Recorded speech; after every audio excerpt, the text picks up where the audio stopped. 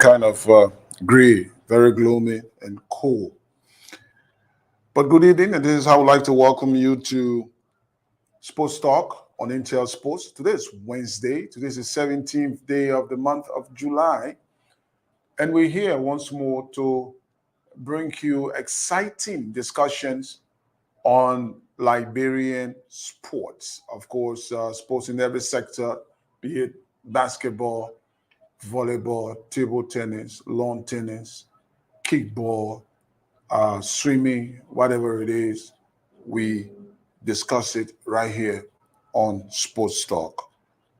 My name is Trojan. I'm the real Ronaldo. And tonight I'm here alongside Christopher Walker is my name, and Trojan and myself, we are here this night or afternoon or morning, wheresoever you are following this program from, to serve you sporting wise. And we are always here on Intel Sports. And remember, it's Sports Talk, only on Intel Sports, serving you the best in sports, commentary, analysis, and information on Intel Sports. very definitely. Welcome to you, Chris. And of course, something very big is happening over the weekend. It started last week, and of course, it will be culminating this weekend. I think we should let the cat out of the bag because everything is set so that you don't think we are a mean kind of people and say we had something and we kept it from you. You needed to be a part of. So, Chris, let me say congratulations as he is already, the traditional side is done. So, Chris has paid the dowry, and of course, he's married now. Yeah, legally by our law, he's married, but of course, he has to go through what we call the white wedding. So Chris is going to be officially tying the knot on the white wedding side this weekend. It's going to be on the 20th, and he's going to join the crowd of people whose fingers are fenced. And once that happens, it means hands off. He's off the market. Congratulations to you, Chris, and welcome to our world. All right, it's a pleasure, and it's something every man who hope to have a family settle and find your missing ribs, because the good old book said every man should have a wife. And I'm proud of you that you have been in this for a very long time. I don't know how long, but you have been in we it about 3 years now. for a very long time. 3 years is a very long time, and it was a nice feeling on Saturday, and we be tying it up with the white wedding, like you just said, on Saturday, and it's nice to have that personality, and we can say to our fans, our followers, those who really follow us, that it's all set, and we are going for it, and with an open mind, and to be committed. To be committed. Of course, yep, that's what you do when you decide, make up your mind to get married. You need to be and stay committed to the marriage. Of course, it's going to be on Saturday, like we said. If you want to be a part, you can contact us outside of here, and we'll tell you where we'll be on Saturday. But it's going to be a great day. All right, so what's coming up on today's edition of Sports Talk right here on Intel Sports?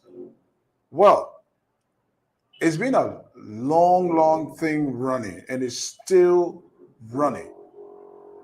It is what we will call a perennial problem that have existed and persisted in the annals of Liberian football, especially at the level of our national teams. And I'm saying teams because it's just not the senior national team. It also has to do with the junior teams. All right. What exactly is that perennial problem that we will be discussing tonight? It has to do with salaries of coaches. Perennially, Liberia has always been plagued with the problem of owing coaches. From the days before we became sports journalists and started reporting sports, of course, this problem existed. And for today, for it to still be around, it means we need to talk about it and find out why. Why exactly is it the problem with the FA and the Ministry of Youth and Sports, or by extension, the government of Liberia, when it comes to paying our coaches?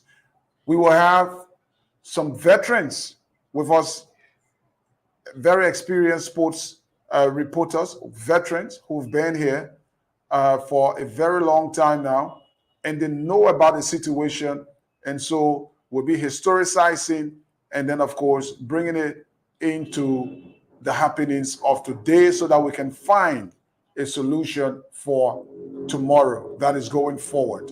So coming up tonight, we hope to be having the former Sports Writers Association president, Hilary Justin Kono. He's known as the legacy of the celebrated. That's one voice that has reported sports, of course, here in Liberia. And anytime you call the name Hilary Justin Kono, of course, everybody knows who you're talking about. So he's going to be here with us tonight on the program. Also coming up tonight, we will have Martina Brooks.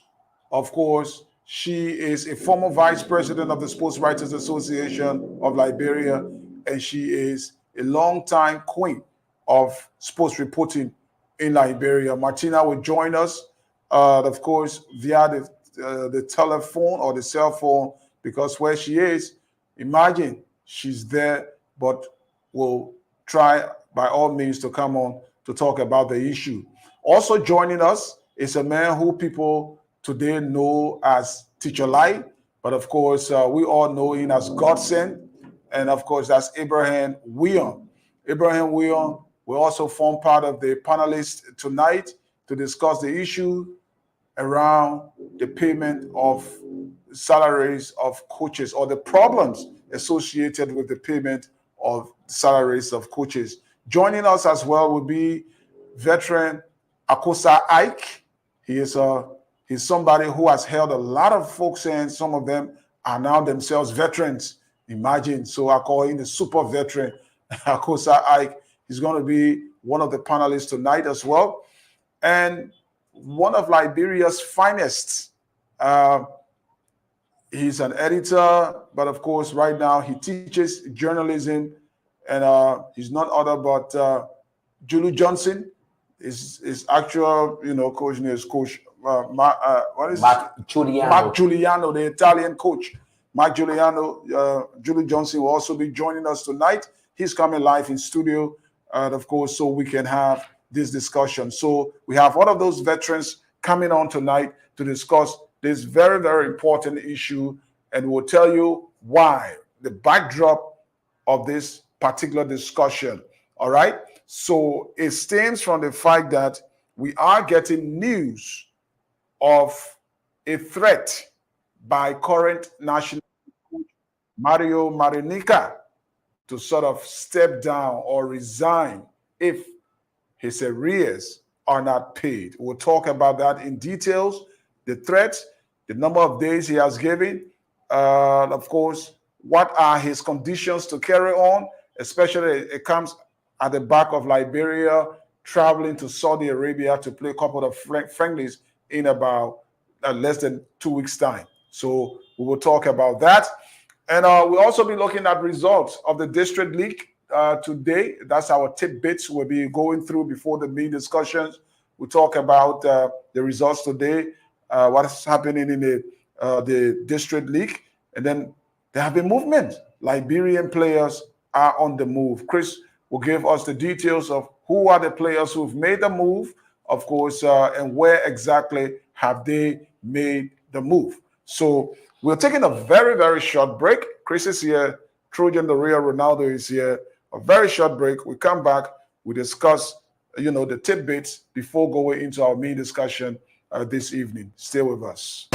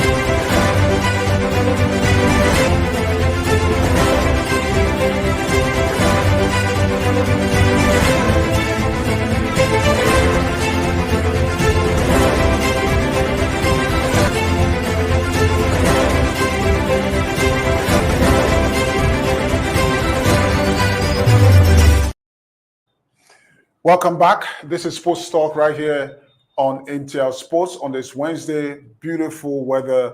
There's a kind of weather people experience in Europe and other places. No heat, just cool, But yet I heard, our technician, one of our technicians complaining how the place is very, very cold. And I'm like, I think it's a fair weather. Very fair weather. You must be grateful that it's not hot. It's not hot. It's not really cold. And this is a fair weather. You should be happy for it. I don't know why, but it's individual difference. And you may like it cold, you may like it hot. But I think this is fair for everyone. It gives you opportunity to go out and look for ends meet But you don't get sweaty. Once it's rainy, it's difficult. When it's hot, you sweat a lot, and you have to take in more water. But now you don't take in more water. But that's his. Especially like people like us when it's love raining. It like this, bro. Yeah, because especially people like us, we are, members of the Anti-Umbrella Association. So we're not. Trojan, it's one thing I usually say to people I don't love. Umbrella is always. I will always leave it back. I'm very forgetful. I will always leave it back. I prefer a jacket. Remember. I prefer a jacket with a hat. I can go out. But umbrella, it's just like a waste of money. We jump. Okay. Yeah, it's just like a waste of money. All right, folks. Let's begin. Just a little bit of trying to get us set, to get us going right here on the show this evening. We'll start up with the District League. It's ongoing. It's, of course, it's still in the Zuna stage and not the knockout stage, meaning the round robin stage, and everybody's meeting everybody. There are 4 groups or 4 zones, if you may, and there are 17 districts in Montserrado County participating in the district league. And of course, today there were 2 matches. In those 2 matches, the results are up, and from what we are getting, it was a 0-all draw in the first game. Um, the first game played, of course, between 2 districts. Of course, it was a draw when District 3 and District 4 drew 0-0, and then District 6, District 5 defeated District 6 by a goal to nil. So I heard James Tappe, the guy from Lofa County. Is he the one? Yes. From Lofa. James Tappe. Okay, so it was in fact District 5 that won. Okay, so we're getting it from our technician right here.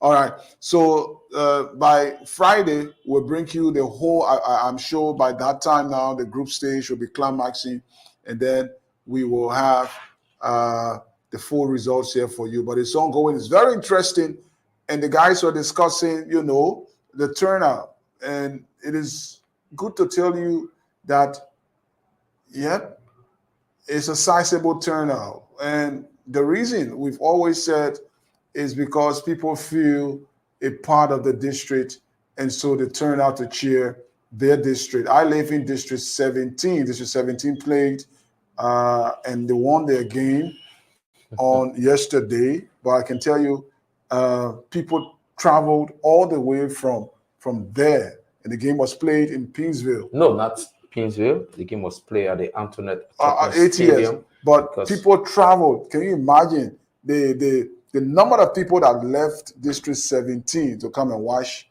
of course, the game and cheer District 17 yesterday?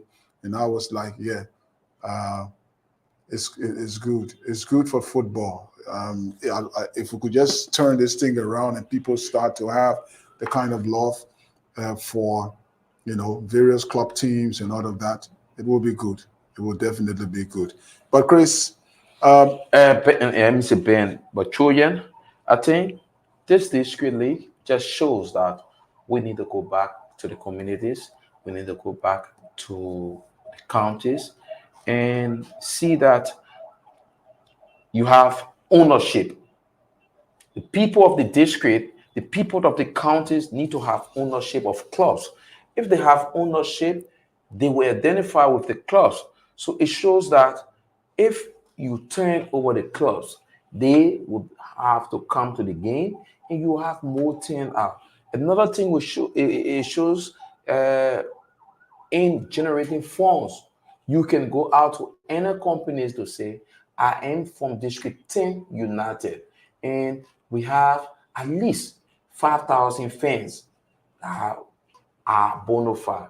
So it's a good league for the players, because now the league is on. Now the league is on break. They use it for their own preseason. So it is good for them. It is good for the clubs. And it is good for Liberian football. There are people who do not have taste of the National League, but they have taste for the district league. So with this, people can say, I will come and start watching Trojan Kezulu of this tough defender, Christopher Walker, who is playing for my district. Once he's playing for Mari Barrow, I'll come and see him. But it's a good league, and we must say hats up to the Liberia Football Association for organizing this and putting the players in shape for the upcoming league season. Yeah, definitely. There's a breaking news. Not so breaking, but reports are coming in that the gymnasium, SKD Sports Gymnasium, where the first division or where the basketball competition is taking place, has been rented out. I'm sorry I didn't call you beforehand, but we just want to Calvin Dix. A pleasant good evening to you, and this is Sports Talk on Intel Sports. Yes, sir. Good evening. How are you doing? Okay, we're okay, and thanks for picking up our call. We just want to confirm a story that has just popped up that the SKD Gymnasium, where you use, talking about the Liberia Basketball Association uses to play its league matches, have sort of been rented out, and you people went there today and you were surprised you could not have access to it. Could you just confirm or deny this report we are hearing? All right. So it's kind of a complicated situation. The Ministry of Youth and Sports, yes, they have leased out the venue for 2 days, which is the 21st, which is Thursday. I'm sorry, the 18th, which is Thursday, and the 21st, which is Sunday. Issue being that their program is supposed to be from 7 a.m. until 1 p.m. on both days. The surprising thing there was a stage erected. And after that stage is erected, then there will not be any movement from Thursday until after the last program on Sunday. This was obviously not the understanding of them leasing the place. But we're trying to work out modalities. I did get a call today from Deputy Minister Andy Kwame, who called apologizing for the mix-up in how the planning went. And we're trying to work through that as the time is moving on today, yes. So what happens to the league in the interim while that is happening? Well, there's a couple of things going on. One, the U18 national team is practicing in that gymnasium for our U18 preliminary tournament in Ivory Coast on the 29th of July, where both our U18 men and women's team are preparing for. So we had to make some adjustments and move them to the Metelco basketball court in Police Academy. Because we knew of the Thursday schedule, we scheduled no games for this Thursday. And we're now going to have to readjust the schedule for Friday and Saturday. And maybe Sunday, if we don't see that, it will be enough time to remove the stage before Sunday game time, which is about 3 o'clock on Sunday.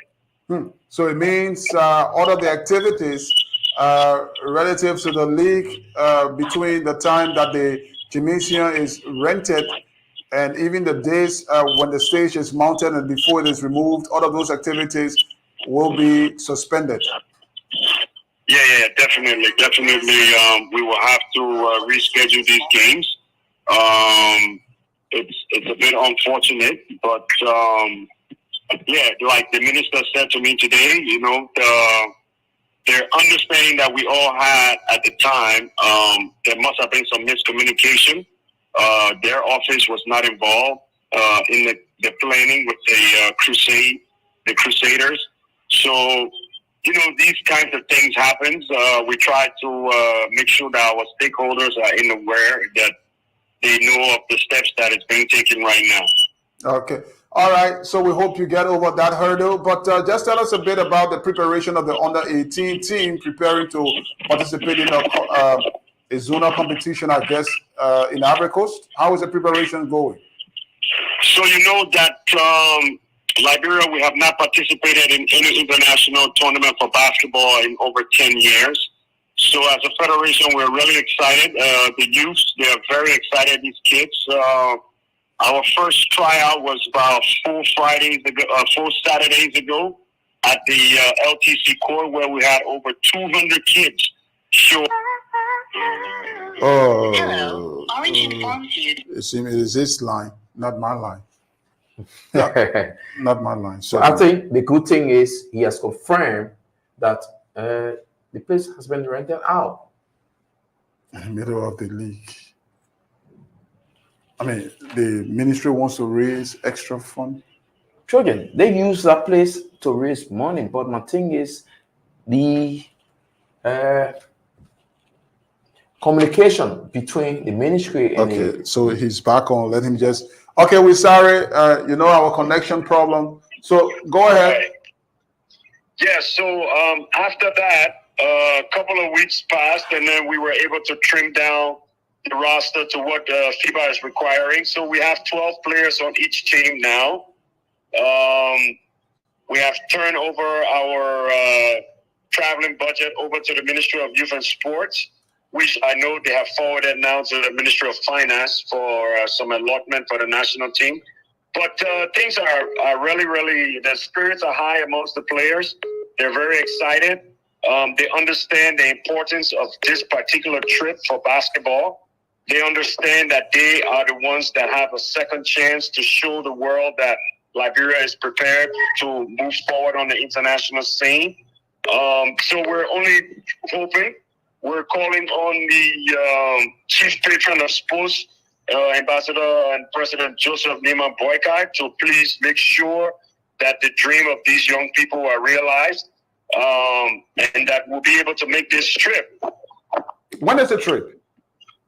The trip is, okay, so we're scheduled to leave Liberia on the 25th of July. The tournament actually starts on the 29th. And how long? And how long are you going to be out there for? It runs from the 29th to the 5th of August. Oh, that's about a week or so. And Yes. if we can ask, how much is the budget? Each team is about 39.5, so it came up to about $81,000. And what sort of picture are you getting? What sort of light are you seeing coming from the government's end? Talking about the. I can assure you currently- Is it blinking bright or is it somehow gloomy? Well, we are excited because it's around the 26th period. So I know that the ministry is doing very much. They're working very hard in getting allotments out for all the different programs that are going on for the 26th for this holiday season. We pray that they will see the need, that the youth need to be represented out there to show their talents. It's been 10 years. Some kids have already passed this and they have retired from playing basketball. So we hope that this will not happen to this group of kids. These kids are paying their own way to practice, to and from practice. They are practicing in their own T-shirts, their own sneakers. We have gotten no support yet from any government. And you know that the national team belongs to the government of Liberia, even though that the LBA is the facilitator, but the team belongs to the government. So all funding for the national team comes from the Republic of Liberia. Wow. Okay. We hope to follow up on it. We want to say thanks a lot for just picking us up with no notice at all. Thank you very much, man. I appreciate it anytime. All right. Thanks a lot, Calvin Dix. He is the Secretary General of basketball, in Liberia. So you heard it. The team is training in their own kits, paying their own way. But meanwhile, they're training for the country to represent the country. it's a shame, children. I will say it's a shame that we will have people going out to represent our country and we cannot cater to them. Which kind of government is this? What kind of Ministry of Youth and Sports we have? Yes, one may say you had a footballing president or a sporting president. He did not do this, and people want to put this on Joseph Boyka, the chief patron of sports. But I think when people are serving the country, they must be compensated.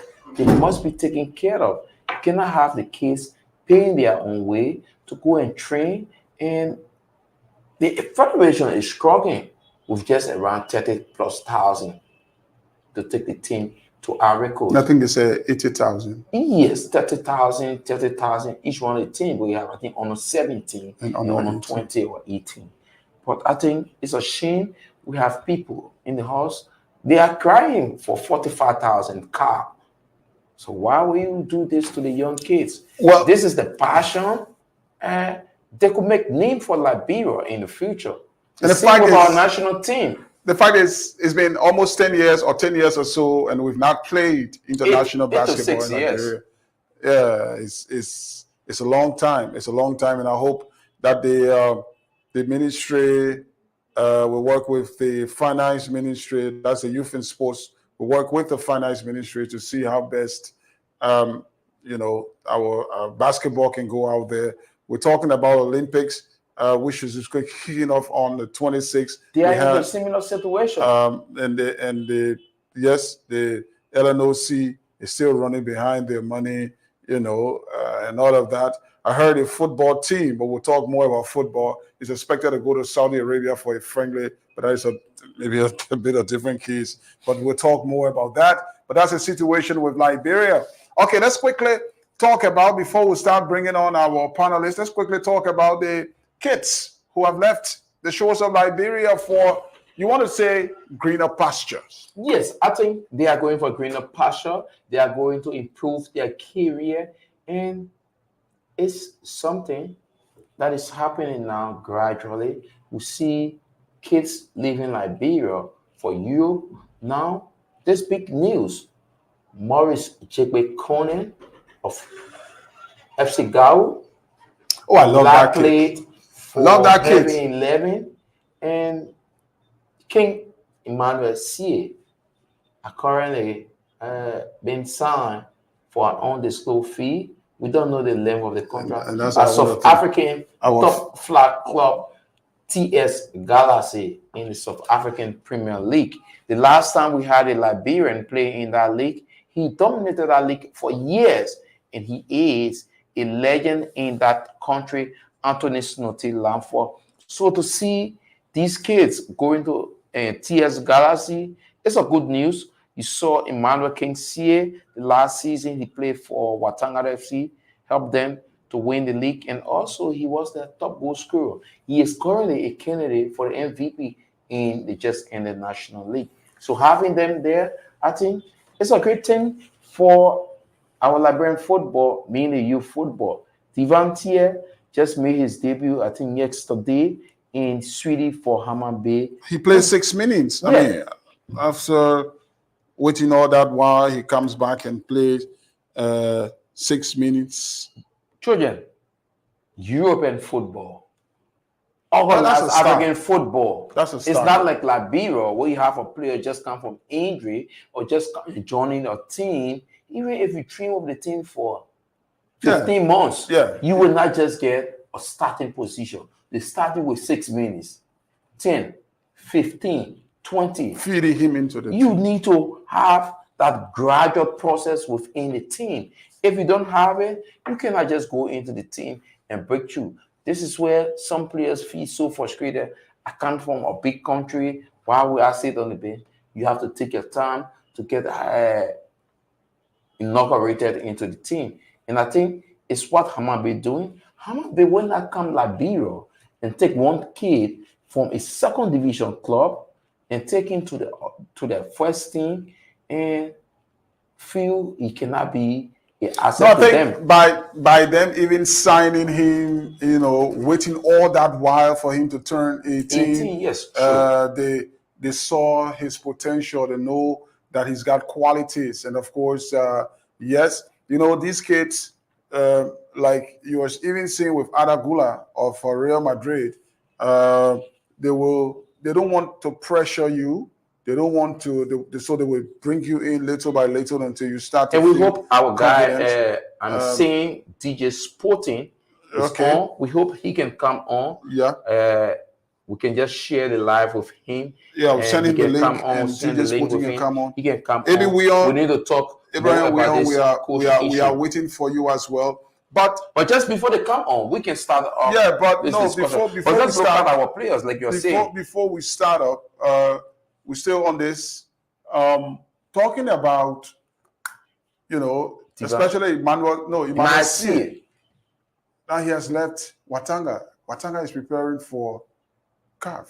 For me, I think at this particular time, it's good for him, but it's certainly not good for Watanga. He's been, throughout the season, the live wire for Watanga. We saw during the course of the league, there was a period he left for national youth duty.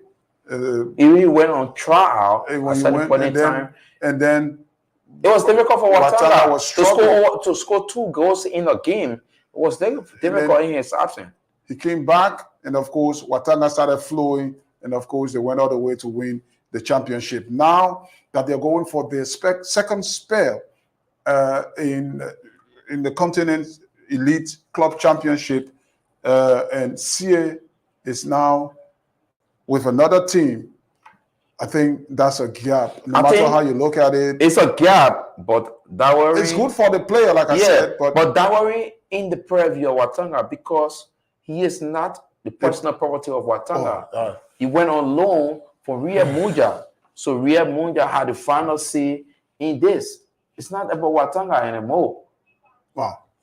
And Watanga does not have the box to keep him. To keep it. He wants to play, even if Watanga had the boss, he wants to play it from television, want to say. He wants to play in the South African Premier League. But of course, playing in the CAF Champions League, how far do you think a Liberian club will go? That's a big stage. Go and play a game against AC Algiers from Algeria. How far? Watanga has not crossed the first round of CAF competition. So how far? So he looked to say, yes, play in the CAF competition. How much do I get from Watanga for playing in this CAF competition? He looked at that, and he looked at going to play in the South African Premier League. Even if he played just a season, and you look at his earning and the exposure he will get, and that publicity that comes with it, I think one of our panelists is rather calling Abraham William. Maybe I could just send you. I just sent you the link. You could just click on it. You come on WhatsApp. The guys will bring you in the studio. Just click on that link. All right. Okay, I think it's on. Maybe. Oh gosh. Well, let's just do this. Okay, quick. Abraham William is on now. Maybe it's on. Okay, so Abraham Godson William is now on with us. One of Liberia's finest commentators in modern time. They made a striker as well. Oh, he's a good striker. That's why for each time AB is coming for game, Trojan don't come for game. Oh, come on. AB will always put Trojan. I'm more prolific. Than AB. Good evening. How you doing, Trojan? And how you doing there, Honorable VP? How's everything? I'm doing good. No, we're talking about who is more prolific between you and I. I'm the real Ronaldo. You are a good striker, but you will admit that I'm more prolific. Well, he's God sent, so he always saving swine. I always love to give people the benefit of the doubt. But if we were to have election now, my vote plus Chris' vote, I beat you. But let me just give you the benefit of the doubt that you are more prolific. Okay, Amy, how have you been, my brother? I've been doing so fine. And I came on early. And I've been in a bar because I have to prepare for my program that starts at 8 o'clock. I've been there ever since. I've been listening to all the conversations. And we are sorry. We're sorry we had to have. Okay, but 20 minutes, 90 minutes is hard to have your expert opinion. No, he has a program. So that's what I'm saying. Yeah. 8 o'clock his program come on. So if you can have him for 20, 15 minutes, it's not bad to have an expert opinion or say on this. So Ebi, nice having you talking sports once more. I know it's been a while since you talked sports. When the last time you talked sports? The last time I ever talked sports, it was sometimes back in 2013. Jesus. But I did a couple of sports commentaries in 2014 when my county, Grand Bassa County, won the national county sports meet. Oh, Lord. I did a couple of commentaries, but in terms of these kind of discussions and things, Okay. But I did commentaries along the line, and I'll always be in touch. All right, that's great. Now, Ebi, our discussion centers around this perennial issue about government and national team coaches not being paid. You are someone who we will refer to as a veteran in sports reporting. You've been around. You have experience where our national team coaches, especially local coaches, will suffer before they get paid after they sign contract. Thank God you are now an attorney. You know how these things work.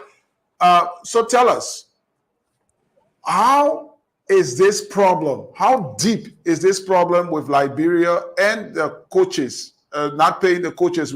This is coming about because our current coach, Mario Marinica, has, according to sources, written the LFA saying that he gives them 15 days ultimatum to pay him the 2 months they are owing him, and pay him an additional 2 months in his account so that he can continue. So anything short of that, after the 15 days, according to our sources, he will be resigning. He will step down as national team coach. Now, we want you to come out from history. How has this problem existed? Well, Trojan, and it's good that you're bringing this up. This problem is not only unique to football, but this is apparently a Liberian thing. And the respect for labor in this country is not there. Because every labor relation one creates, it leads to a contract. So we have two kinds of contracts. We have indefinite and we have a definite contract. The definite contract is the one Mario is occupying currently. And players, most of our players, they sign definite contracts, meaning there's a duration of your contract, renewable based upon terms and conditions. So those things are workable. Now, when it comes to how people treat people in this place, in this country, even definite or indefinite contract, it's not just unique to football. But this is how people don't respect labor. People don't respect labor in this country. It has been an age-old thing. And it's not only unique to football. So I would just like to say, there is a Liberian thing. Can you imagine? Coaches have always had their own problems. If you were to even check some of our administrative staff who have worked with the national team before, in fact, Patricia Moore, who have been one of the persons, in fact, she's working with Red Cross now, the LFA contracted her, and it was during the Benedict's administration or so forth here and there. And she had some complications, things didn't work. Even up to now, she has to take the matter to the labor court, and issues are there. The judge who is there now, and George Colley is trying to even intervene in some of these things. So most people will face these problems all of the time. And this is bad for our country. This is bad for our country. We have always had these things, not only with the coaches, but even players themselves have suffered these things. Where people will use them, you sign document with people. You tell them that we are affixing our signatures and telling them that this is XYZ, you will be able to earn as soon as so, this is what is supposed to happen. In no time, they will back off from that contract, their own signature, and you'll be chasing them until you say, do anything you want to do. And the reason some of these things happen in this country, because there are no penalties for people breaching contracts. But every contract that is breached, there are consequences. The consequential effects are not applicable in our country, or maybe not enforceable. That's why people do these kind of things. You can't contract a person, and there's a time for you to settle them, and you are not even talking to them. You are not telling them anything as to why the delay. You are not telling them anything, but the man is performing.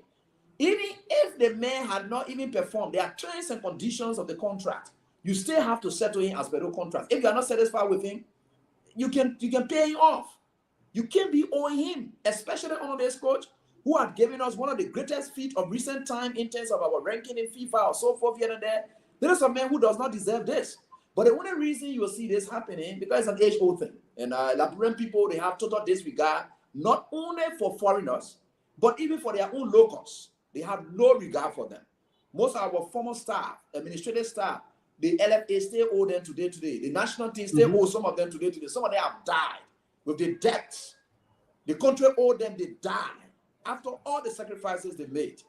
There's a bad thing for our country. I'm not going to speak for him because he's a foreigner or so forth. No, I don't want to speak to that.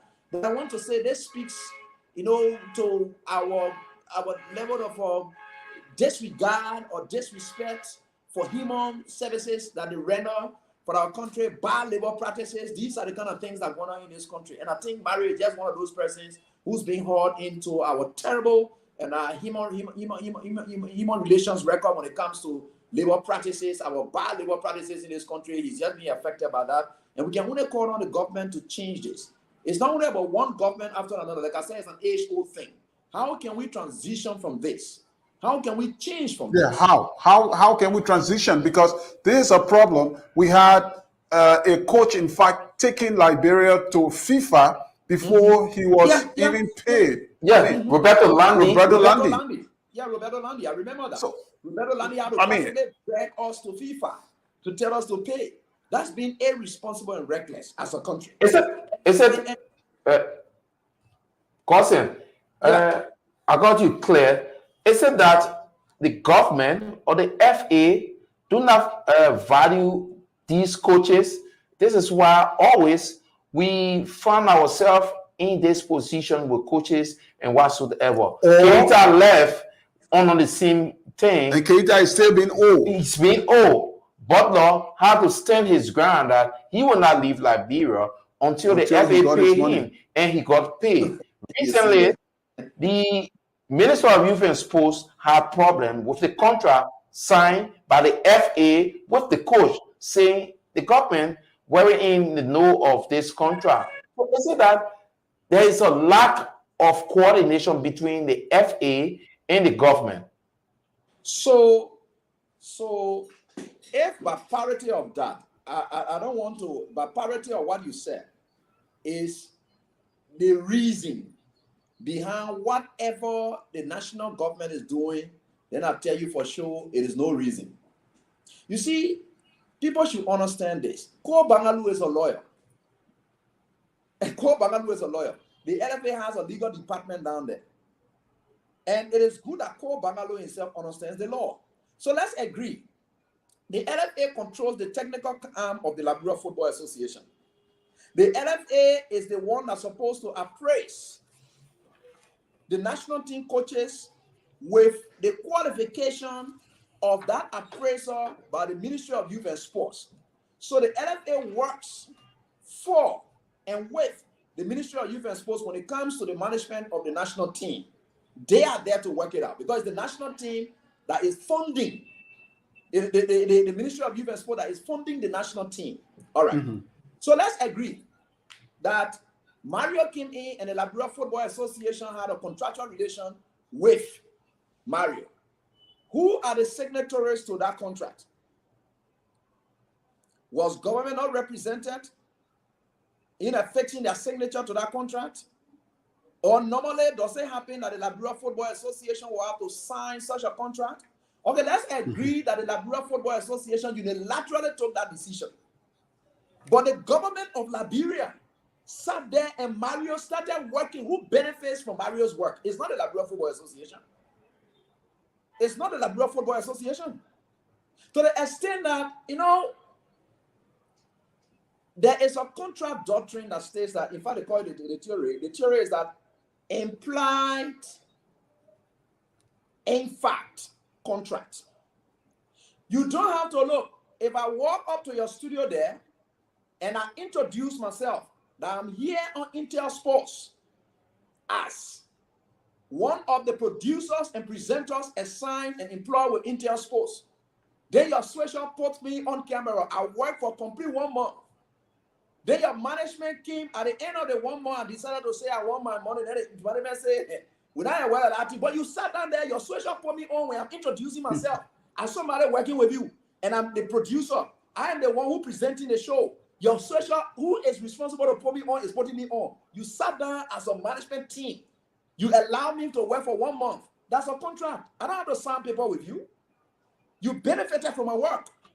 So the work that Mario did, so that's not an issue. Like I said, it's an age-old thing that we always have. Ko Bangalu should understand that. And whether the LFA did what and they didn't know about what it is, they have all right to have spoken, to have looked at the terms. Because for the fact that Mario took on the first game, the government who's going to be paying this money is supposed to have come to their saying, on one condition is this man becoming our coach. Can we see the paper? Can we see the document? And I want to say, look, when they tell you say silent may concern, it's contract-related theory. Silent. If you're supposed to act and you are under obligation to act, you have a fiduciary duty to act and you fail not to act, and then you benefited from somebody's action as a result of your silence, it is construed as a consent. And that consent will be construed as a contract that is signed as though your signature was affixed. So all of those things you're talking about is good that you even brought it up, but that can be the reason. Mario is old. If he takes Liberia anywhere, which of course I would not like to see happen for the second time, he has to be paid. It doesn't matter. LFA gives, the Ministry of Youth and Sport gives the LFA the technical responsibility to vet coaches. They did that. And if they vetted, they didn't even reach to the Ministry of Youth and Sport, but the Ministry of Youth and Sport property, which of course is the national team, is being managed by this coach over the period. The ministry should know that they are contracted. They are tied to that contract by that. There's no excuse in that. Cole Bagalu understands that. He knows it well. Now, Abi, how about this issue of people or the government? I mean, talking about governments from time to time. Welcome, Ephraim. Okay, we are Ephraim. Good evening and welcome to you from Sweden. We hope you're doing great. But we'll come to you very shortly, we are. Is it the fact that football or sports for that matter, because we just spoke with the basketball people and they are going through almost similar thing. We had the National Olympic team that is supposed to be going to represent Liberia. They're going through similar thing. I mean, is it that sports, and since we're talking about football here, is it that it is overlooked and it is not seen as one of the priority that, you know, can develop our country? Is it why it is always treated in this way? You know, I think us as Liberians, we have a very archaic ball for sports in this country. Why other countries are using sports? Go on the days, you know, during those days when you saw our BB people then invest in IE and Barrow at the time, they saw footballers at that time as people who had no future, and they never had anything to play in terms of what it is. It was meant just for their recreation and entertainment purpose. So if they came from work, they looked for something to just entertain them. So they saw football as just mere entertainment to just ease away their stress. That's why you could see them leave their workplaces. They will employ some of these young people to just come and then they do that. That was it then. We haven't come to terms to understand that football is an industry. It has transitioned from just mere recreation or maybe entertainment or so forth. It has transitioned to an industry that has the capacity to boost an economy. Why you think countries are bidding for hosting rights? Why you think they host? You think they host because they want for people to go entertain in their country? You think that's what they do it for? You think why countries will even verge to see to it that they have friendly matches with top-notch players going to their country? You think that's just for their fans to see Ronaldo or Messi? You know the economic boost that gives their country? You know what that means? Football is an industry, and despite being just an industry that has some economic dividends, it has some social dividends that could take away stress away from government, where young people who are supposed to be the engine of growth, and in the absence of jobs in this country, you could employ a lot of young people and take them off these social deviances that you see in the communities. Because these people are under the guardian of coaches, they have been monitored, their activities have been monitored. The football ACL monitor activities of players. So no player will even like to love the game and then you take in drugs because they have tests that they can do to know about drugs. So you will not find it easy that a footballer will be involved into drug activities because he knows that anytime a random testing can be done and they can find a substance. So people are disciplined and trained to that. And when these guys are trained to that, who benefits from it? It's the country. But people still see these things and say, look, hey, man, just go play. We'll go see them, they just play. That's what it is. So nobody has respect for that. That's why you see basketball is not growing, football is not growing. You see people look at other disciplines in this country. I saw the SWA had to come up with a damning press statement about the recent budget, the way they try to. How will you treat people like that? The way you choose to go to office and that's your life. This man chooses to go and play football. You're not playing there for just mere entertainment. This man is playing, that's his life. And the worst thing about that is that the risks involved with football, that's why you see they spend the millions. Because it has a life-threatening effect on the football field. That's why they spend the millions. That's why people spend millions on players. So you and myself, we are working here, good, we can go to work and whatever it is. We're not playing football. But let me just go on the football field tomorrow. You hit me my foot break. I'm incapacitated to do certain job outside of football. And it's because of that you have to pay me the millions. That's what they pay these guys. There's risk involved in it. They're not just paying them because they say they want to waste money on football. No. Your whole life is everything in there. Anything can happen to you, you are finished for life. You'll never find yourself capable.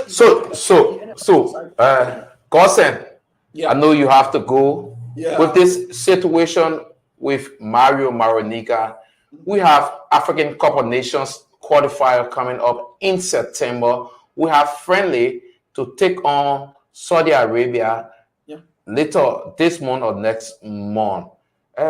What effect would this have on our national team that have claimed 10 places on the FIFA ranking because of Mario job he has done over the past month? What effect would this have on our? And let me just come in before you answered. Mario, as Chris has said, has done well so far in his first 4 games, although people will say he didn't play competitive size, but he has done well. What signal, including what Chris asked, what signal was this sent to another coach who is following and is seeing how Mario is being treated? He has, if not, arguably the least salary when it comes to coaches anywhere in the world. If anybody sees him being treated in this form and manner, he is the one paying his backroom staff. You pay him, he pay his people. And it is seeing him going through this. What interest would any professional coach have to come to Liberia and say, I want to coach the national team of Liberia? You are even going far. Why are you even thinking about a coach? What effect will it have on the very players who are supposed to play on the field? These players, they are seeing that their boss is not being paid. What sacrifice RAB, who playing for so-and-so club team in Europe and getting my lay money? What sacrifice will I want to make when a man who is my boss is being treated in this manner? It has a huge psychological effect. It has a serious psychological effect. You can't be owing the man boss. The coach is not happy. You think the players will be happy? Look at what happened to the legs of Ben Tiklo. They had they were abandoned. But Nangwe, there. Thank God Ifri is right here. And of course, that's up to Ifri long time. Ifri and they are right here. When we were active on the field and of course covering, these were times that we saw these guys went through the turbulent times in their lives.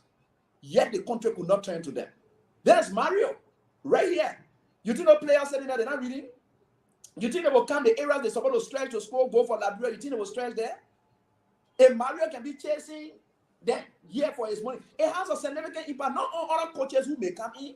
You think Liberians care about other coaches that will come in and Roberto Ladi carry or Mario's taking? But what impact will they have on our players, especially the international players? Because for the local ones, they are used to it. That's life. With their club teams, they can own it, they will still go play because they want to just play. But I talk about these guys who are depending on club football internationally as their source of revenue. What a small thing happened to them? Mario here chasing the government to pay. That is what it is. What happens to them if there was a damage on the field in relation to the game they play? They are thinking about that as well. You think they're calculating it? That is where we start failing as a team. That is where we start failing as a country. When these small complaints are coming, when one player on the national team who play is complaining to the national team, oh, I went to the ministry that they want to see me, their friend, and hearing it. It has an effect on the team. That man may not be somebody that you want again as a country, but that statement, that message that guy is sending across, it discourages other people. It don't allow other people to put their time, the sacrifice, and everything that is needed for the country. So that's a significant impact it has. And they have to really settle this and tell us the reason why they've been holding on to it so that they can have this thing done and then we move on with our lives. But I think it has a significant impact, both local and international, but I think significantly international, it has a significant impact and a negative impact and on our performances that are expected, especially in relation to our games to be played. And I think we'll have an adverse impact on them. And it's not too good for our country. Okay, finally, so you can go to your show. Finally, please. Yeah. Can we change from this? Can we turn the page? Can we now start to see these things as imperative, very important, that we must meet up with our obligations and we sign contracts? Can we get away from the old ways we were doing it? Is it possible? Can we do it? Well, it depends on the people in charge. You see, there are deceptions that people play, especially when they are not in the firing line. They pretend as if they were to be confronted with the existing reality, they will solve the problem. That's the deception of football. People will come there and do X, Y, Z. We can change it. That is, if we want to put our country first above ourselves, we can change it. And I have asked myself questions over the period. Honorability administration, in fact, when Mapu Riches was the Minister of Youth and Sports then under the previous administration, Ellen Johnson, Sirleaf, and so forth, the question was, do we implore local coaches to take out the national team? Is there our problem with the local coaches be able to serve as motivation to the other players? And we are not looking for just ordinary local players. We are looking for local coaches who demand respect from these players who are growing up. We employ all of that strategy, it didn't work. We decided to say, okay, let us transition to bringing in foreign coaches. We tried those strategies, it didn't work. That is where we are now. Some of us who have been sports analysts, and we were trying our best to now understand that I think this thing is about attitude problem than the issue. The problem about football in this country is not administrative, because at that time now we have come to the conclusion. The ability administration came in. So we said the 4 basic areas of football: the technical, the administrative, the spectators, and the players component. Now, the administrative component is where the Ministry of Youth and Sports, they look for the money, they do everything with it, give it to the national team. That's the administrative component. The technical component is what the LFA supervises. Now, so that is where the coaches come in to deal with those aspects. Then we go to the players component. The players component has to do with the players themselves. What are they thinking? What do they want to do? When all of those supports are coming in, the administrative in tight, the technical is in tight, then we come to the players component and start looking for where do we find the problem. Then, because it is the players component with all these things that can attract the spectators component. That's what attracts the spectators. So the spectators component, we can't look at it now until we can see that the players component, the technical component, and the administrative components are in place. When those 3 are in place, then you will see the spectators component start coming in. We have tried our best to have understood to place the blame at the players and say, look, these players are not marketable. They are not attractive for the spectators component to be fulfilled. We have always thought it that way. But we can't be thinking it that way when there are underlying factors that have the ability to undermine these players' performances. How do we do that? At least if you say the country is giving everything, then we can blame it on the players. But it's just too difficult. It's just too difficult to just tell which one of the components. But for now, with this situation we are discussing now, I think the administrative component will have to stand very strong and make sure that they live up to contracts at all levels, both at club level and national team level. They live up to these contracts so that our game will grow. You will not believe it, Trojan. The very things that happen down there that were affecting us at the national stage here. When you see some of our local players performing the way they perform, because the way their club presidents treat them, the way people treat them at their playing levels, those are the kind of things. And before I take leave of you, I remember it was in 2013, 14 something. Yeah, when we went to Nigeria to play, where they brushed us aside 6 something in Calabar. When you wrote the 6-1. The army play? Yeah, they were crying. I will come and pray that day. It was on that trip that indeed I got to know. In fact, I went in each one of those players' room. And I talked to Nathaniel Shemon, the rest of the other guys. I said, those of you I know, I'm asking you saw DSTV here, right? Your country may not have done it for you, but there is an opportunity for you to market yourself and then go find better contracts out there. The world is going to be watching. And I begin to talk to them one, for them to go and market themselves. I say your country may not care about you. They may be giving you peanuts. There's an opportunity for you to go beyond that peanut. There is a platform you have. Make use of this platform to make yourself valuable and marketable, that your national team will be crying for you to come and play for them. There is an opportunity. Again, we wasted that. So, these are things that it's too pitiful. And even if I was stay active, if anybody had called me and say, hey, you travel with national team, I say, I'm not going again with the frustration too much. I've seen frustration. I've been enough. I can't travel with them again. We'll just hope for the best now. Okay, AB. Want to say thanks. Thanks a lot. Thanks a million for picking up your time. You got to go do your show now. Yeah, sure. But want to say thank you. And please, we'll still call on you to come on this show. Yeah. So thanks a lot, AB. Okay, all right. Great. So Abraham Godson-Williams has been here with us this evening on the show. We are in friend. Let's say welcome to you. We'll call Akosa Ike and then also Martina Brooks. We will try to call her so that we can hear from her too. So welcome. What's up, my man? What's going on here to everybody, you know? Well, we're okay. We're just discussing the situation. Mario Marinica, according to reports, have threatened Ultimatum. to resign with an ultimatum, 15 days ultimatum for his arrears to be paid, and then 2 months addition paid into his account so that he can be able to take care of himself and his backroom staff, or else he might just quit. But you surprised? I'll ask you, you surprised? It's surprising. It's surprising. Why they want to hold Mario with all of the results? The first thing you need to ask the LFA that before they sign the contract, okay, we like Abraham said, we need to change this whole approach. For example, if I go to the movie today and I use my transportation to go home, my transport money, fare to go home, I bought popcorn and I walk home.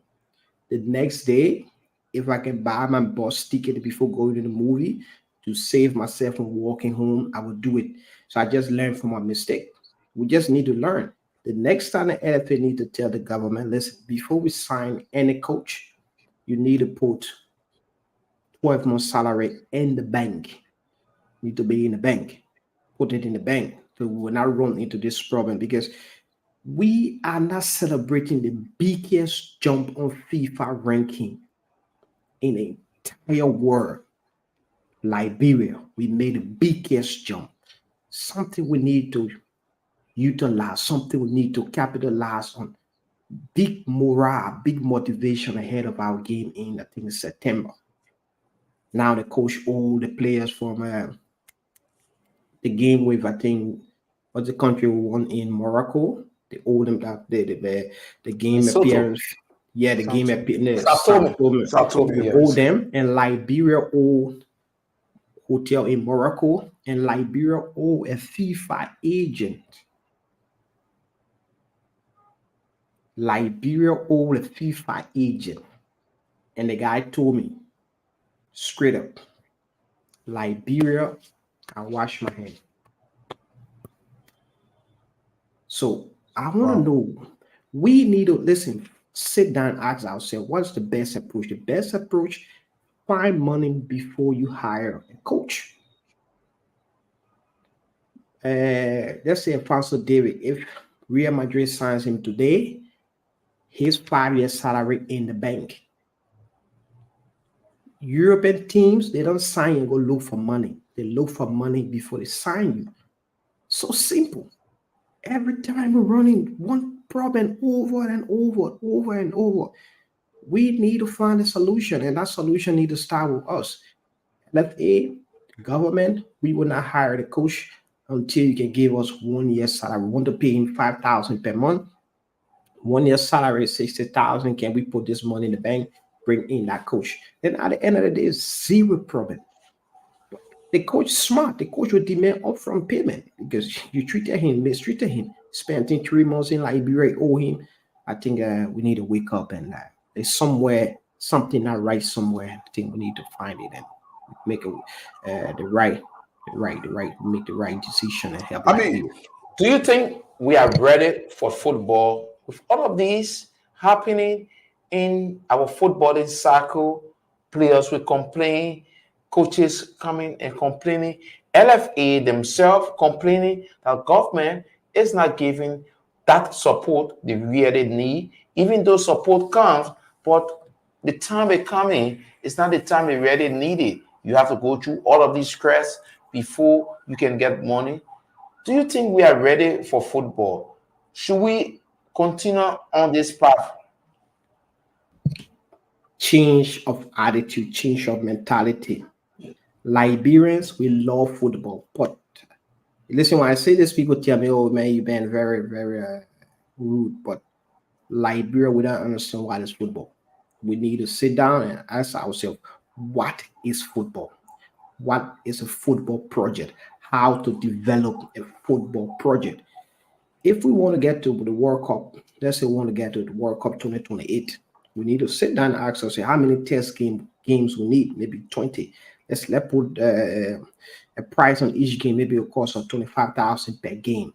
So we calculate 200 games or 50 games times 25,000, 25,000 times 250 games, All right. 50 games, and then we go in for that money. Okay. Put that I know money you're as- in flight. Somebody has just called on the line, so you will continue. Martina Brooks, she's on the line, and she is also a veteran. So are you. But she's on the line, and she's going to also give us her thoughts on this particular issue we're discussing. Martina, we want to say good evening to you and welcome to Sports Talk on Intel Sports. Good evening, children, and good evening, Chris. I'm not sure who else is there because I'm out of town. I've not really been following, but good evening to everyone. Okay, so we're discussing tonight this issue of Liberia always indebted to its coaches. From time past to today, where we have Mario Marinica now threatening to quit the job if his wages are not paid. Martina, why do we continue, even when the time you were active, why do we continue up to today having such a problem? Well, I think this has been an OH problem, and I really don't know how our priorities are set when it comes to sports in this country. This is something that we talked about when we were into sports reporting. Surprisingly, it's still happening. And I am not sure as to what sports authorities, including that of the LFA and the government, are doing to ensure that this issue is, sorted out. And after so many years, it's still happening, and it's not unique to a particular leadership. Nobody will want to say, "Oh, it's only happening during Mustafa Raji's time." It has always happened, and I really don't know how the discussion has been going tonight. But this is not only limited to football; it has happened to with other sports. It's just that we focus our attention mostly on football. That's why we tend to bring these things to the limelight. But I think it has been an age-old problem. And I don't know as to whether the sports administrators are doing anything to resolve it, especially when it comes to hiring foreign coaches. Children is a different thing when I bring in somebody from outside, and it's another thing when I bring you children that I know. So I think we should plan well, set our priorities right. Every year, I didn't attend a congress, but I think the latest congress of the LFA had to do with budgeting, if I'm right. Mm-hmm. So, and I'm very sure the budget is inclusive of everything. So what happens when you set your budget, including salaries, payment, which has to do even with the coaches, and this has been ongoing. It's not the first time is it the second or third time that this is happening? Before we had this coach, we had Ansu Keita, who also had a similar issue. He was being paid, I think, 10,000 or a little more or less. He too had the same issue. And now we're having this issue with this coach. We had an issue with one of the foreign coaches before, and even with our local coaches. Martina, so it's not something that is just happening now. Martina, what do you think has been the consequences on the sort of results we got in the past, and how do you think this is going to affect us as we don't seem to change? Well, if we don't change, it's going to affect us, because the thing is, children, even you, if you hire someone and you're not treating the person right when it comes to meeting their needs on time, they will not give you their best. It's not just about coach. Even you as children, let's assume you hire a horse help and for 2-3 months you are not paying our house help, you don't expect your house to be clean all of the time. How does that person feed? How do they take care of their family?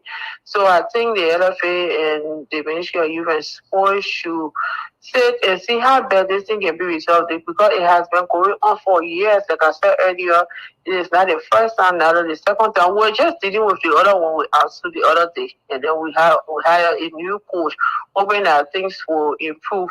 And most times we hire the coaches, we give them our word that we'll pay you this amount, will ensure you have housing, you have cars, you have this, you have that. And the person comes to the job with so many expectations. So if we're not meeting it, and then at the end of the day, you want so much more from the person, it's not going to be possible. You see, most times I tell people, you see, these things, they're just like how people do love affair. I tell people, when you take care of your partner gives everything. That's how it is with employees. So you take care of them, they provide the services, and then you in return take care of them. If you are not doing it, how can they be satisfied enough to give you the results you need? We talk about, Lusa not performing this and that, but what happens to you as the administrator? What are you doing to ensure that these things work? So Okay. it has been an issue problem. Okay, so I think finally, we just need to seek a way forward. Martina, before we let you go, maybe, yes, talking about the way forward, how do we change this now? I mean, what do we put in place to make sure that these things are not repeated? We don't come back here on a show like this to be discussing again how coaches are not being paid. Let's set our priorities right. Let's have a conversation with those that are, involved, those that are affected. Let's set our priorities right. Let's see how best we can offer, coaches what we are able to afford. Don't just give the juicy offer when you know you cannot afford it. So let's sit down, the LFA, the youth and sports. Let's see about the budget. Let's see what we can do to ensure that the money we need to run football, is brought forth. Let's, liaise with our lawmakers and see ahead of the budget what can be done to increase the sports budget, especially for football, because it's the most followed. And let's prioritize, paying our coaches on time, making sure they are okay. So in return, if they do not give us the kind of result that they have been paid for, then we take the needed action instead of just, sitting and saying, okay, these people wanted to do this, but we have not played our part. They need to sit down and see how best before going to hire a new coach. Make sure you already have what you think you can afford. Don't just call a figure because you want to entice people with, figure or entice them with money. Make sure you have that. Make sure it's in your budget. Make sure you are able to raise that money to pay the person for the number of months or years you are hiring that person for, and put their feet to the fire to ensure that what you are being paid for, you are able to offer the service. Martina, Let's ask a question. Just before you go, do you think this situation? Congratulations, sir. Thank you. Do you think this situation with Liberia holding coaches and with this Mario situation, do you think it is the cause of the performance we have had over the period of time where we are being considered as did-well country in football? Chris, that question, I wanted to say, because Mario just took over the senior national team. We have had this issue for years. We have the issue where the national team has not been performing as per, to the expectations of the fans. We have had this issue for a very long time. We also have the issue where coaches have not been paid what they are due. They have not been paid on time. All of that. So it's not unique. It's not unique to Mario. It's not unique to... No, I'm saying Liberia, our country, our performances over the past time. Is it because of... It also plays a key role, Chris. Like I said earlier, if you want someone to offer service, you already promised them what you're going to offer. If they are not getting it, how can you keep their feet to the fire? How can somebody render their service when they are not satisfied? Is it the best approach Mario is taking? It's not the best approach because Mario is considered a professional, and he should do this, at a very professional level. And these are some of the issues that happens in a professional scene. People expect and say, "Oh, this person should know better. This person should go high level of professionalism." By the end of the day, the guy has left his country to come and work. He has a family to take care of. He's in a foreign country. He has to take care of himself, and according to the arrangement, he has other staff to take care of. You don't know behind the scenes the kind of pressure he has to endure. So I think we should find a solution to this problem, because it's not unique to Mario alone. Even if we pay him all his money today and relieve him of his duties, we bring the next person, it's going to happen if we are not prepared. Okay. Thank you, the Queen of the Sports Writers Association of Liberia. Continue to hold that title. Thank you so much for having me on, and good night from Bullwater site. Wow. We're working for our country now. All right. Collecting some lawful revenue. Thanks a lot, Martina. Let's go back to Wia. We still have one more person to talk to. That's Akosa Ike. But Wia, you heard from Martina there.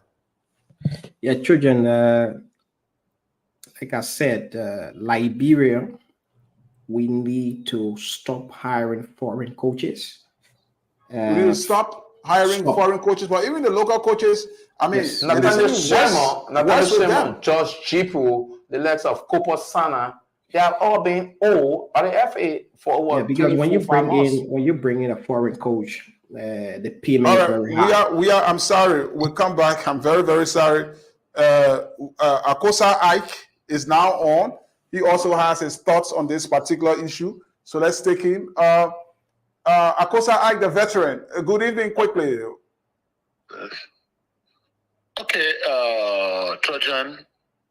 Actually, I'm taken aback that at a time where countries all over the world use sports, particularly football, to make the citizens and foreign residents happy, that Liberia is still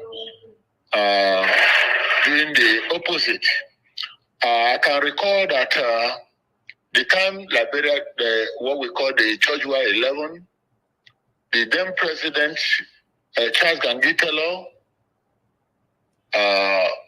through Louis Brown, come out fully to support the Lone Star. There are a lot of people talking about the Georgia 11, but they didn't know, they forgot to think about what the government did to make Lone Star to perform.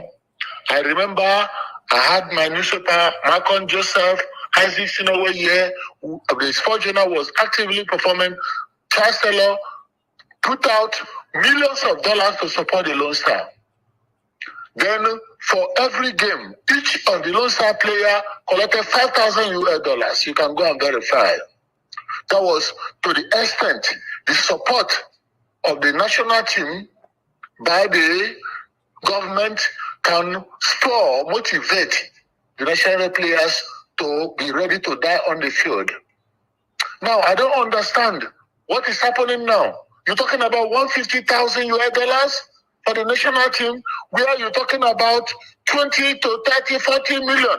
The areas that have been audited that were misused, EPS and one other institution. Then you can put out 5 million to the national team for starters. Then you have people squandering hundreds of millions.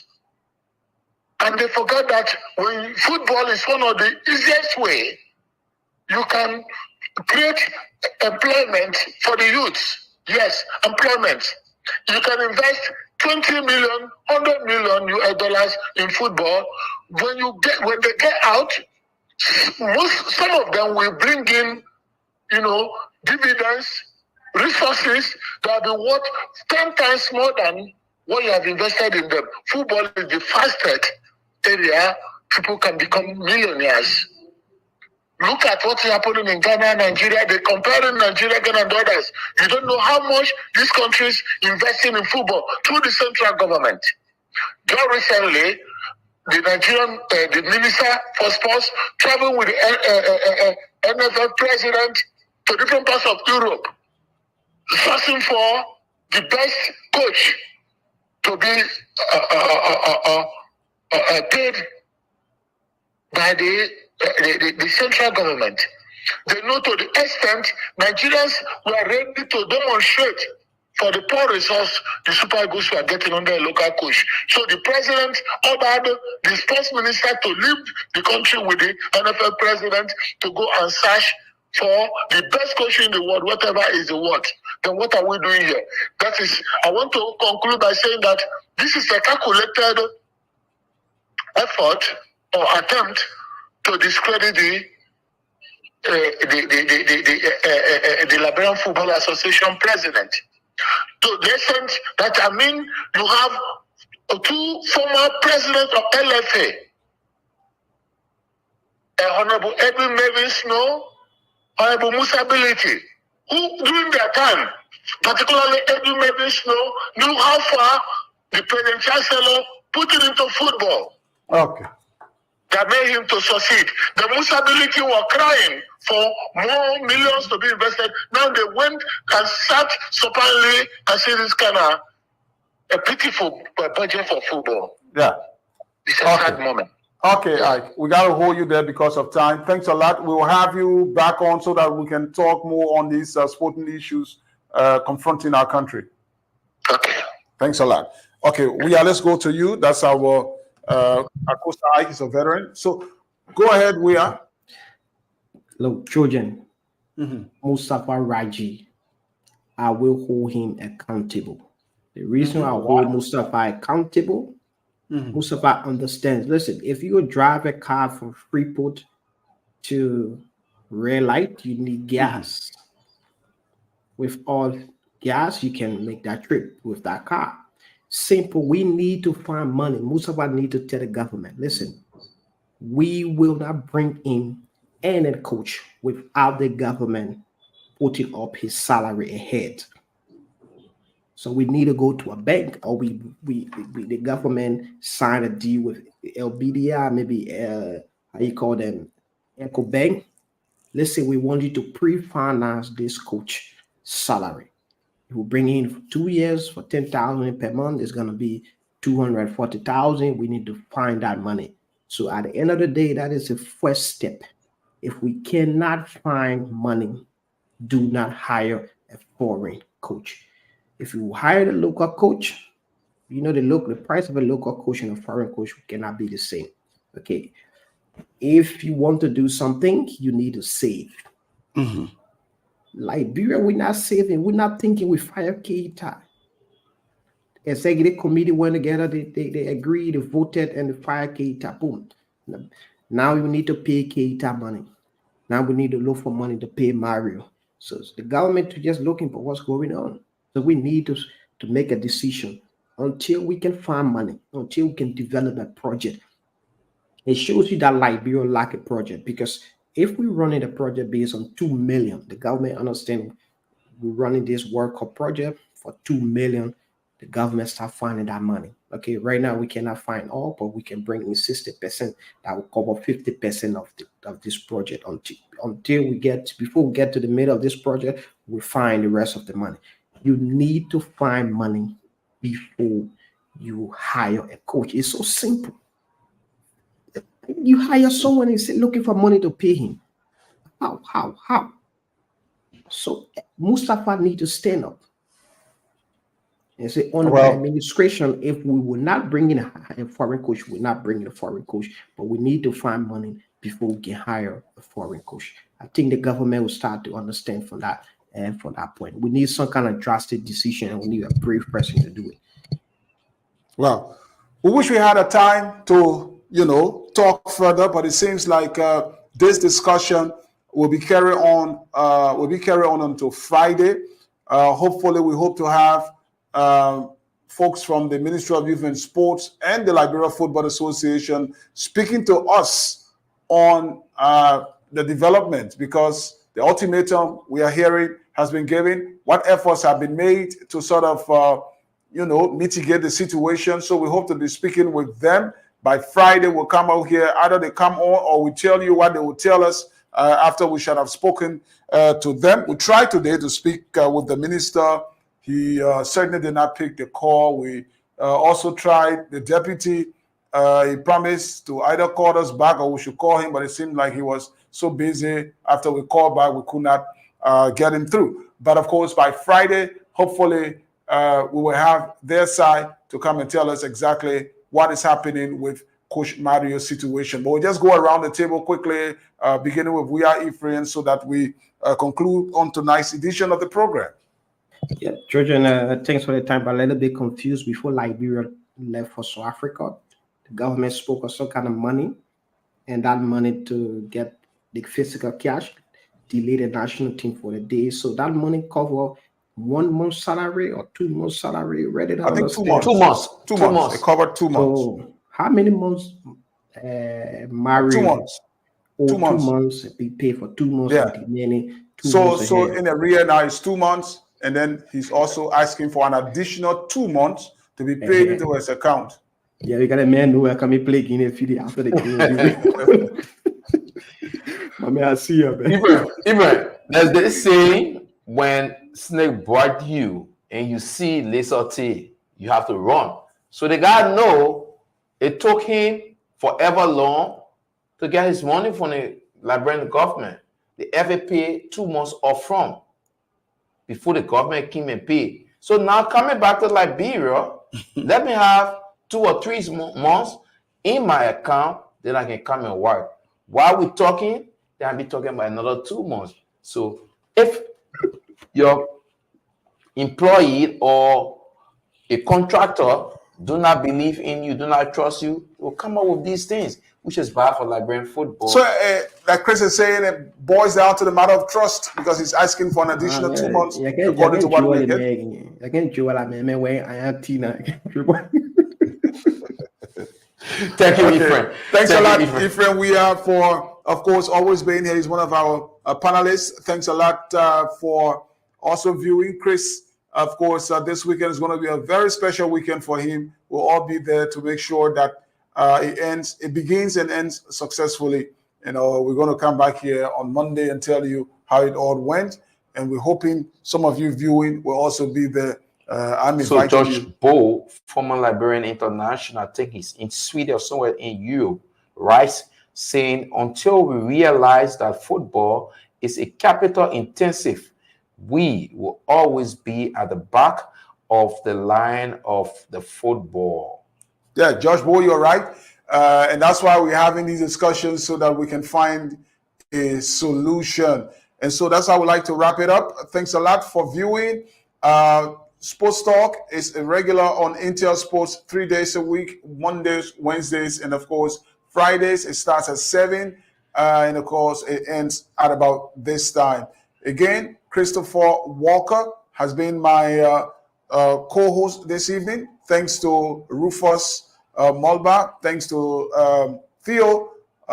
They've both been here handling the technical aspect of this broadcast. Until we meet on Friday, I'm the real Ronaldo. On behalf of Sports Talk, bidding you a pleasant sporting good evening.